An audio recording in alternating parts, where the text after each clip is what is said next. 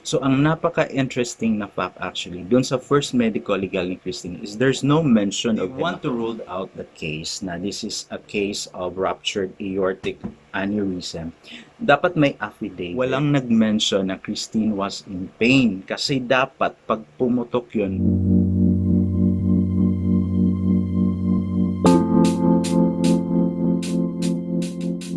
pag-usapan naman natin ngayon about aneurysm. But let's focus the discussion on the aortic aneurysm kasi ito yung mas relevant ngayon. But we have other forms pa of aneurysm. We have cerebral aneurysm. Ito yung aneurysm sa brain.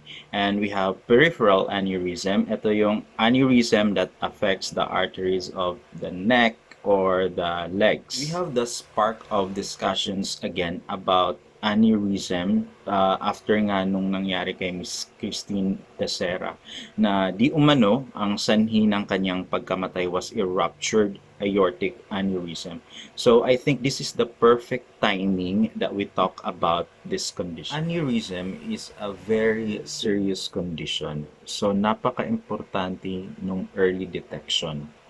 So bakit may aneurysm? Nagkakaroon ng aneurysm kasi nagkakaroon ng enlargement of the artery.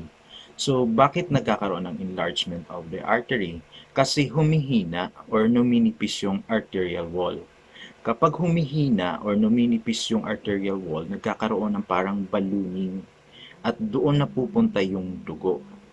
So, yun yung iniiwasan nating pumutok pag naando na yung dugo. So, yun yung dapat natin sinusurgery or ginagawa. Yung weakening of the arterial wall, it doesn't happen acutely. Hindi naman siya biglaan. Gradual yung paglaki niya and then habang lumalaki siya, dun pa siya nagpapakita ng sintomas. Pag aortic aneurysm siya, iniiwasan nating umabot siya sa 5 cm. Kasi pag umabot siya sa 5 cm, yun yung more likely na puputok.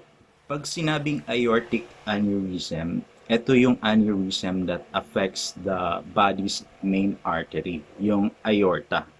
Yung aorta, ang function niya, nagsusupply siya ng dugo sa heart at saka sa brain. So, nagsusupply siya ng fresh oxygen. So, yung location ng aorta, nasa left ventricle siya ng heart, tapos it passes through the chest down to your abdominal cavities. Yung aorta has two parts. Okay, so we have the thoracic aorta and we have the abdominal aorta. So yung thoracic aorta, ito yung bandang taas. And sa medical legal ni Miss Christine Dacera, ito daw yung pumutok. Pero where exactly on the thoracic aorta yung pumutok, yun ang hindi sinabi doon sa medical legal niya. Kasi malaki yun eh. At may apat na parts yun. You have the aortic root, you have the ascending aorta, and you have the aortic arch, and you have the descending aorta. So sa baba nun, yun naman yung abdominal aorta. So hindi binanggit sa report kung saang part ng thoracic yung pumutok. So, yun yung fishy doon. Kasi, medical legal nga, diba? So, dapat specific yung naandun sa report. Yung aortic wall, may tatlong layers yun. Yung nasa loob nun, tinatawag nating intima. Yung nasa gitna nun, tinatawag nating media. Yung nasa labas nun, tinatawag nating adventitia. So, yung itsura nun is parang rubber siya, elastic yun eh. So, depende sa pressure ng dugo, nagpapulsate yun eh. So, pumipintig-pintig. So, sa tanong na kung paano magkabubble. So, ano-ano yung causes? So, unang-una yung atherosclerosis. So, ano yung atherosclerosis? Ito yung pag-build up ng fats, ng cholesterol sa arterial wall. So, pag may pag-build up doon, so may pagbara. So, kung may pagbara, nare-restrict yung blood flow. Pangalawa, yung smoking. So, yung smoking ever since naman talaga hindi siya nakakatulong sa tao. And pangatlo, yung hypertension. And by the way, sa hypertension, you can have a high blood pressure kahit wala ka namang history of hypertension. Yung adrenaline, yung stress, yung sobrang saya, nakaka-high blood yon. Yung presence ng alcohol, yung presence ng drugs, these are contributory factors para magkaroon ka ng high blood pressure. And we have vasculitis. Yung vasculitis is the inflammation of the blood vessels. It happens when the body's immune system attacks the blood vessels by mistake. And in one study in America, yung cocaine use is also associated in developing aneurysm. And then, yung genetics, of course, kasi namamana yung disease. So, ano-ano yung sintomas pag nag-rupture siya? May shortness of breath. Tapos may chest, back, and abdominal pain. Tapos meron ding difficulty swallowing. Yung shortness of breath or difficulty in breathing, nabanggit ni Romel yun. Si Romel is one of the friends ni Christine Dacera na andon nung time kung kailan medyo nahihirapan siya. So, mga bandang 10 a.m. ng January 1, nakita pa niya si Christine na humihinga. Pero pasinghot. So, parang may shortness of breath.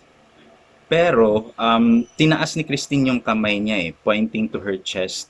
Pagkakaintindi kasi ni Romel Galido sa pagtaas ng kamay ni Christine is baka pinapaalis siya. So, umalis siya. So, pag nag-rupture yung aortic aneurysm, syempre bababa na yung pressure ng dugo kasi nga 'di ba siya yung nagsusupply ng oxygen and blood sa heart and brain. So manghihina talaga yung pasyente. So what's interesting actually is kasi pag pumutok yon magkakaroon ng internal bleeding. So ang napaka-interesting na fact actually dun sa first medical legal ni Christine is there's no mention of hematoma. So yung hematoma, ito yung presence of blood outside the blood vessels. So ito yung magkukos ng death. So walang ganong sinabi dun sa report na yon. Dapat napaka-importanting part yon sa report na yon that the presence of hematoma. If they want to rule out the case na this is a case of ruptured aortic aneurysm, dapat may affidavit or may statement that would support that claim. Kasi so far, sa mga interviews, ito yung interesting, walang nag-mention na Christine was in pain. Kasi dapat, pag pumutok yun, may ripping sensation yun May masakit yun. Yung mga pain na hindi mo kayang i-bear, na umiiyak ka, humihingi ng tulong. So far, in all interviews of her friends, walang ganon. So, yun yung napaka-interesting na fact.